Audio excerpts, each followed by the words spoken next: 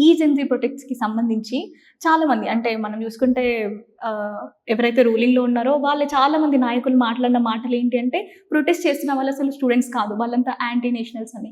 దీన్ని మీరు ఎట్లా తీసుకుంటారు? అమ్మ ఇప్పుడు ప్రొటెస్ట్ చేస్తున్న వాళ్ళు విద్యార్థులు అవునా కాదా అనే విషయాన్ని పక్కన పెడితే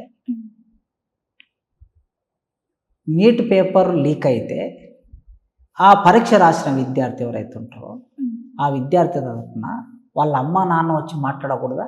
విద్యార్థి ఉంటే విద్యార్థులను వాళ్ళ అమ్మ రావచ్చు, వాళ్ళ నాన్న రావచ్చు, వాళ్ళ అక్క రావచ్చు, వాళ్ళ చెల్లి రావచ్చు, వాళ్ళ అన్న రావచ్చు కదా. అంటే అన్యాయం జరిగితే అన్యాయాన్ని మాట్లాడడానికి, అన్యాయాన్ని చర్చించడానికి, ప్రశ్నించడానికి ఫలానా మనిషి రావాలని లేదు కదా. ఉదాహరణకి ఒక అమ్మాయి మీద అత్యాచారం జరుగుతుంది. అత్యాచారం జరిగినప్పుడు ఆ అమ్మాయి హాస్పిటలైజ్ అవుతుంది. ఆ అమ్మాయి వచ్చి మాట్లాడలేదు కదా. ఆ అమ్మాయి తరపున దేశంలో అందరూ మాట్లాడతారు. కనుక అందులో విద్యార్థులు ఖచ్చితంగా ఉన్నారు. విద్యార్థులు ఇంటర్మీడియట్ విద్యార్థులు ఉండక్కర్లేదు. అందులో డిగ్రీ చదివే విద్యార్థులు ఉంటారు, పీజీ చదివే విద్యార్థులు, పిహెచ్డి చదివే వాళ్ళు ఉంటారు, ఎంటెక్ చదివే వాళ్ళు ఉంటారు, బీటెక్ చదివే వాళ్ళు ఉంటారు, ఎంబీఏ చదివే వాళ్ళు ఉంటారు, చదువుకు ఇంకా ఎదురు చూస్తున్న వాళ్ళు కూడా ఉంటారు. కనుక నేను జంజీ తరం అంటున్నా. అంటే భారతదేశంలో 35 సంవత్సరాల లోపు వయసు కలిగిన జనాభా 80 కోట్ల మంది ఉన్నారు. అంటే 62% అంటున్నారు కదమ్మా. 62% 35 సంవత్సరాల లోపు ఉన్న జనాభా.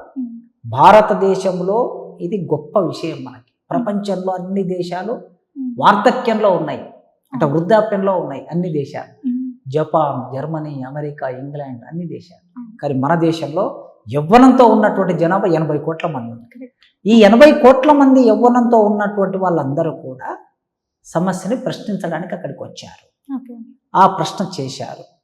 ప్రభుత్వం మొన్న అనుకుంటా ఆర్ఎస్ఎస్ అధినేత మోహన్ భగవత్ గారు, దేశ ప్రధానమంత్రి మోడీ గారు, మరి వాళ్ళు విద్యార్థులు కాకపోతే మీరు ఎందుకు స్పందించారు అనే ప్రశ్న మనం వేయొచ్చు.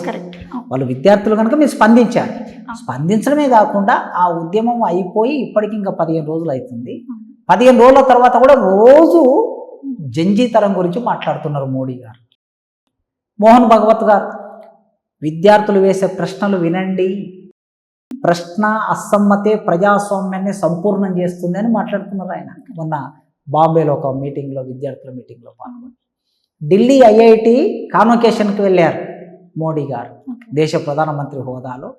ఐఐటి కాన్వకేషన్కి వెళ్ళి ఆ విద్యార్థులను ఉద్దేశించి మీరు ప్రశ్నించండి, ప్రశ్నించే ప్రశ్న దగ్గరనే ఆగిపోకుండా ప్రశ్నకు సమాధానాన్ని వెతకండి అని మోడీ గారు చెప్తున్నారు.